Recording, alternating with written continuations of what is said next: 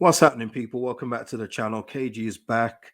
The Premier League season has paused and the World Cup is about to start. But I thought I'd just drop this video to tie loose ends from the Tottenham game.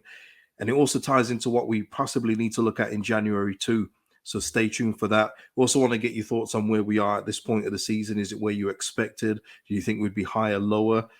We'll get into that in just a moment. Please hit a like on the video. Subscribe if you're not subscribed. Drop your comments on the video after what I've discussed today.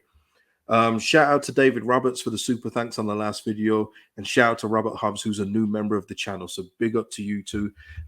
Memberships are on the channel, they're in the description. And I will be looking to do member streams in the new year at some point. Just got to get the tech and everything right. But much love to everyone who's a member of the channel. It means a lot. The support it means the world. So thank you for investing in me. In terms of content, I mean, I will be doing a watch along for the USA versus Wales game. So if you're around and you want to watch it along with myself, come and join me. That's the best thing to do anyway. Otherwise, I'll just be watching it by myself anyway. So if you're around for that game on Monday, please come and join me for that. I don't envision a lot going on in the Leeds world because the players are off on holiday. I've seen loads out in Dubai, seen more out in New York, which makes me insanely jealous. God, I'd love to be in New York right now. Oh, New York, I love that city. But we also see Jesse Marsh is out in Peru too. So I don't think there's going to be much going on in the Leeds United world. So the next video will be the live stream, the watch along. But if there's anything before then, I'll be back before, obviously. But yeah, I just want to tie up some loose ends from the Spurs game, because there was quite a few people that were mentioning to me about Luke Ayling being a disaster, and it was a disaster. Between that, the deflected goal off him, and him not running or tracking a defender and just standing there, not being of use to anybody, it was a disastrous cameo. Let's not get away from it. But what I would say in Jesse's defense on that is that he used him to bring on as a sub in both the Bournemouth and Liverpool games to see out the games at very late stages. So I think that Jesse was probably just going to what he knows, what worked before. I think if it hadn't have worked, if he had brought on somebody else, people would have probably gone and looked and seen Ayling had been brought on and say, why didn't he bring on Ayling? It worked before. So, you're kind of damned if you do, damned if you don't. But what I will say on that, though, is the options that Jesse's working with there. Guys, he had to choose between Ayling, Llorente, and Firpo. All three players are much maligned by the fan base in not being good enough in some shape, way, or form. So you're on a hiding to nothing, and that's what we've got to improve in January. We've got to improve our defensive options. And for me, in hindsight being hindsight, I would have put on Junior Firpo. And I know a lot of you are gasping at the screen right now. But the reason is because Kulusevski was having so much joy down the right, and no one was touching him. Like, he was literally just going past untouched. You saw the two attempted tackles, if you want to call them that, by Cooper and Koch on two of the goals. Just unacceptable. At least with Firpo, you're getting somebody who would have stuck with him, possibly would have fouled him a couple times, but it would have broken up play and given us more of a chance than what we had in that game. And that's why, for me, in January, defense it's key that we get in not only a left back, but another centre back. And we can make some sales as well from the couple of the centre backs we've got here. And like I say, I'll discuss that in a live stream, because I want to be on and give full explanations as to who and why I would sell them. But for me, we win that game against Spurs if we had a better defense. We absolutely do. And I know striker is a pressing need, but we're scoring goals right now. And listen, it won't be consistent through the year. We know what we're going to get, and shout out to Somerville and Rodrigo for being two players that have scored in consecutive games for 4 games in a row. Big. That's huge. And we know that's not going to continue throughout the season, but at least when it's not continuing, you get a chance to pick up a point by not conceding silly goals like we did against Spurs.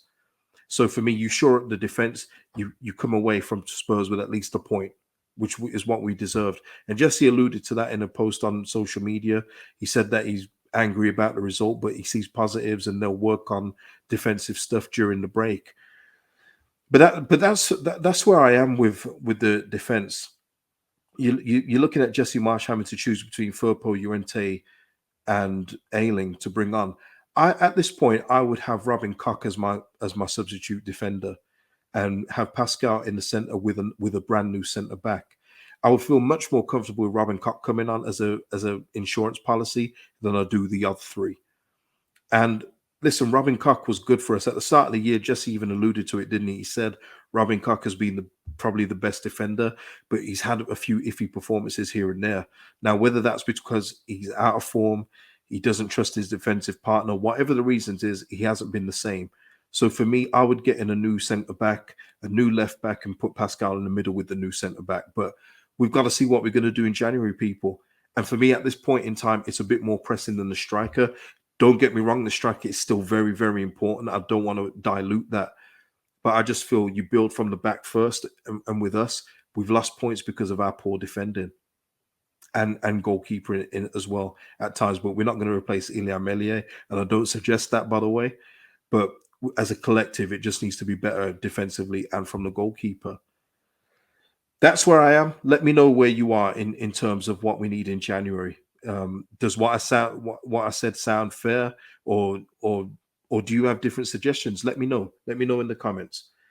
Um, and just quickly on that as well. Kulusevski was talking about he could see the plays in his mind what he was going to make. That's what we need from our defenders. We need more intelligent defenders that can see what the attacker's going to do and read the play. We need players that can read the game, and that's what we're lacking at this point in time. We just don't have that kind of quality. Cody Drama has been linked with a move away. Let me just get the clubs up here. He's attracted interest, and this is from Fabrizio Romano, so a decent source, very good source. Borussia Dortmund, Leo, Bayer Leverkusen, and Newcastle are following the English right back as talent for the future. So in essence, they're looking to use Cody Drama as we're using him, in that we see him as a good prospect, but further down the line. Whether they see that there's another path for him to get in ahead due to his lack of game time here so far this season, I don't know. But it's going to be interesting to see what happens there. Does Cody want to move? Is he not willing to wait for Ayling to possibly depart at the end of the season? If Leeds United are going to sell, though, and if Cody does want to go, my thing would be we've got to see at least 10 million for him.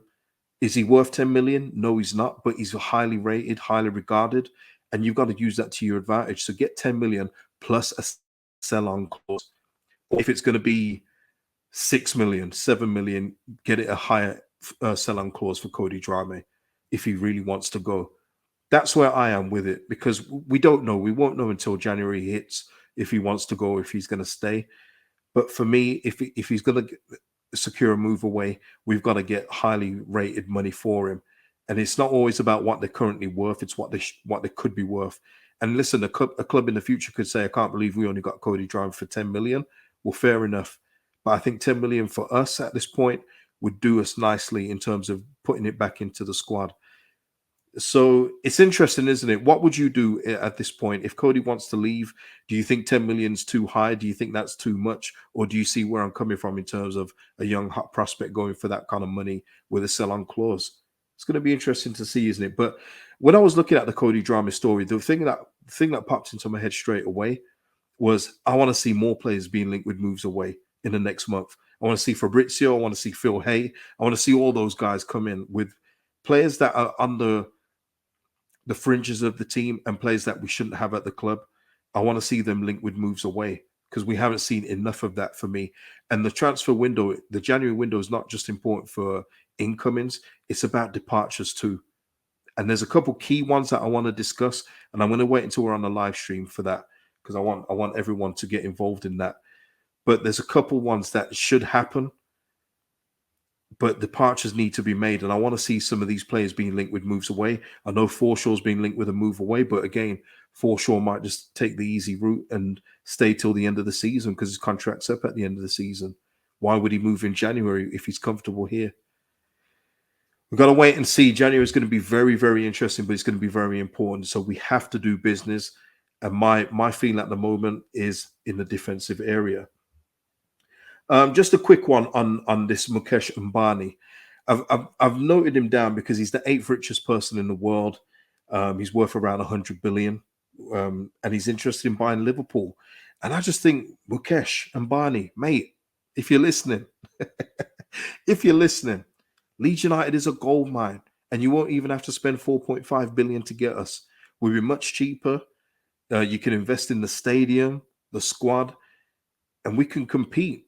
And you won't even have to spend that kind of money. And by the time all the new players come in under your leadership, we'll probably be heading into Europe. So you'll be getting that money back, what you'll be looking at getting from Liverpool now in terms of Champions League money yearly. Come by Leeds, sleeping giant ready to be gotten, in it. That's just me being selfish though. But obviously, I don't know if the report is true. If he is going to buy Liverpool, but you just think somebody like that, he could get a club from the start, really, and without it being an established worldwide fan base, and build it up. That's the only way you attract fans as well, by the way. You see more kids these days with Man City, Chelsea shirts, and that's because they grew up with Chelsea and Man City winning everything. That's how you build a fan base. That's not Liverpool, Man United, and all those guys. So yeah, man, we're just a sleeping giant ready to be awoken. But oh well, it is what it is. But yeah, Mukesh, if you're listening, put in a bid. But yeah, listen, people, as well. 14 games gone, 15 points, and we're 15th in the table. Is this where you thought we would be? For me personally, at the World Cup, I would have expected maybe a couple more points. I'd probably say 3 more points. But I guess the results of coming games, what we wasn't expecting. I more so Chelsea, Liverpool, and we've dropped points in games where you thought we really should be taking something. But that was my thought at the start of the season. And if you remember after the Wolves game, I said, strap in because this is going to be an absolute roller coaster. And it's been exactly that, hasn't it? It's been that. But it also goes with our squad and the makeup of our squad. We've got some very good players in there. We've got some poor players. And we've got some players that really shouldn't be here. So 15th for me is about right. But is that where you thought we would be at this stage with the current squad that we've got? Let me know. Let me know, people. And lastly, I'm just going to quickly go over this Bielsa thing because a few of you have asked. And as much as I don't like talking about Bielsa and everything now, because we should have moved on, it's fair. People that have got big attachments to Bielsa want to know my thoughts on it. He's been linked with a move to Bournemouth, linked with coaching Bournemouth, and even today I've saw that he may be even been he may have garnered interest from Everton, who may be looking to let go of Frank Lampard. Very interesting, isn't it? Very interesting. But for me, I'll just keep it brief, and I'll let you guys put your thoughts in how you feel about Bielsa moving to another English club. But for me, it's done. As in, like, he's been here, he's done amazing things. I mean, truly amazing things here at Leeds United. Rebuilt this club, woke it from the dead. Like, we was literally a middling championship club before he came. But at the end of his tenure, it was right for him to go. And for me, if he goes to Bournemouth or even Everton or anywhere else in the Premier League, I say good luck to him. I hold no ill will. Um, wish him the best for what he did for us. But for me, it's much like an ex-partner. You've moved on with your new partner, your ex-partner's moved on with their partner. That's it for me. And I know that sounds pretty cold, and I know, but a lot of you know what I'm like already. But it's just for me, and I say it again for people that just maybe haven't heard it in a while. The emotional attachment for me to players and managers, that died in the Ridsdale era. It absolutely died for me, and I'm quite surprised that more Leeds fans aren't the same way. Look at players and stuff like a business, because that's exactly what it is. When you see a team that potentially, with a couple of smart additions, could possibly win the Premier League, get dismantled in months for cheap money as well, by the way, it just killed any kind of attachment I had to players then. And it's the same with the managers. I mean, I look at Calvin Phillips now, Rafinha now. There's no attachment there. I wish him the best, but I'm not pining for him because that chapter's closed. You move on to the new chapter. That's how I am anyway. But listen, you give me your thoughts below about the whole Bielsa thing if you really want to. I just wanted to answer a few people because it would have been rude not to. But that is my thought on it. Will it look weird with Bielsa being in the Bournemouth dugout first time? Possibly, but you get used to it. You get used to it, in my opinion, anyway. But yeah, that is it for me. That is it for me on this one. There's not much else. Uh, yeah, not much else that I want to cover on this one. So, listen, please hit a like on the video, subscribe to the channel if you're not subscribed, And if you're around, join me for the USA versus World game next Monday, please. So until the next time, people, peace out and enjoy the rest of your week. Love.